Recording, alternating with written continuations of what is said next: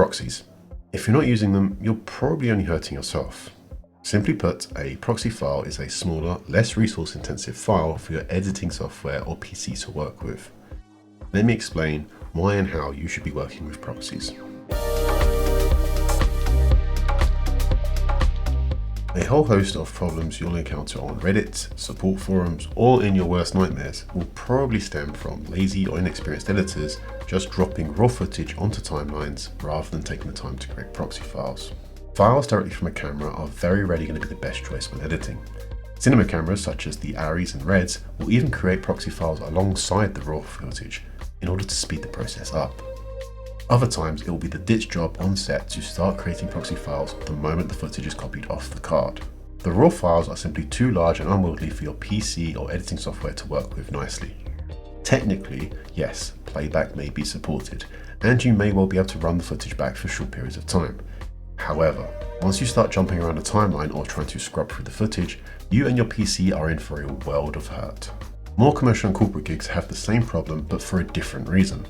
Cameras such as the Sony a7S, the C300 and other similar cameras are more concerned with fitting as much footage onto a single card as possible. Now, this compression may result in files that are even smaller than your proxy files, which may seem counterintuitive, especially given the examples of the Reds and Aries we used earlier. But this is the problem.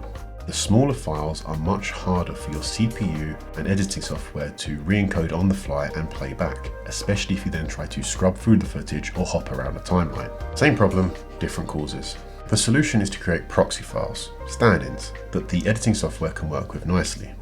That way you can edit in peace, and once your edit is complete and you're ready to final render, you can relink to the raw footage and render out with the full fat original files. Proxies are usually rendered into an intermediate codec. As the name suggests, these sit in the middle of the production pipeline, between the heavy raw footage of the camera and the compressed file that you'll send either online or to a TV station. The main flavors of intermediate codecs and proxies are either Apple QuickTime ProRes or Avid DNX. As the name suggests, these come from Apple and Avid respectively, two of the big juggernauts in the space before Apple kind of fumbled the ball with Final Cut Pro X and Adobe became more relevant. We won't go into which one is better. Once upon a time, you were kind of limited by whether you had a Mac or a PC. Fortunately, those times are long gone.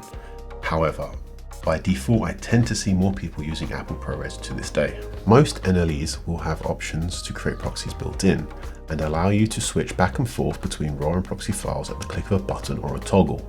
Credit to Apple, I believe, for leading the way with that. We, however, tend to create our proxies in DaVinci Resolve, and this is for two main reasons. One, it may or may not be the actual case, but it certainly seems quicker when transcoding in Resolve.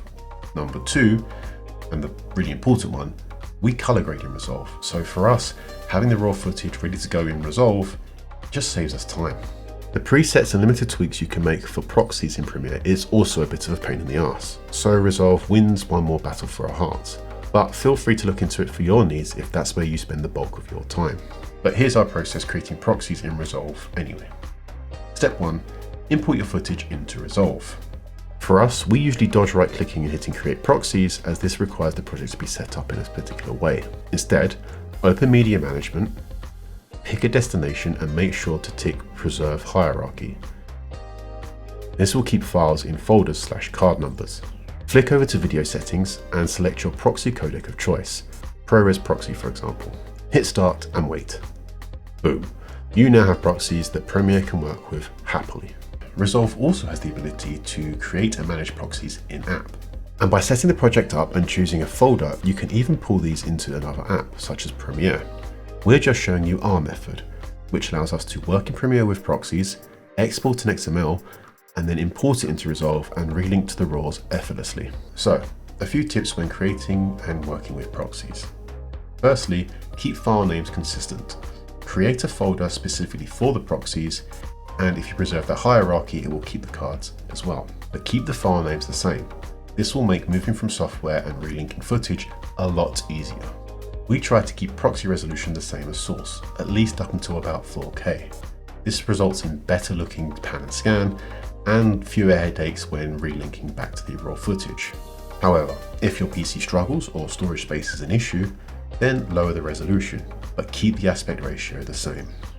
On a similar note, it's worth setting Premiere to scale to frame size, especially when you'll be shifting to Resolve. By default, Premiere uses the source material for scale, which can cause headaches when moving to Resolve. Setting Premiere to scale to frame size allows the scaling to be consistent, definite headache many a colorist will have encountered. So that's our quick overview of how and why to work with proxies. If you'd like a more in-depth guide or a more specific question answered, let us know down below. In the meantime, good luck out there.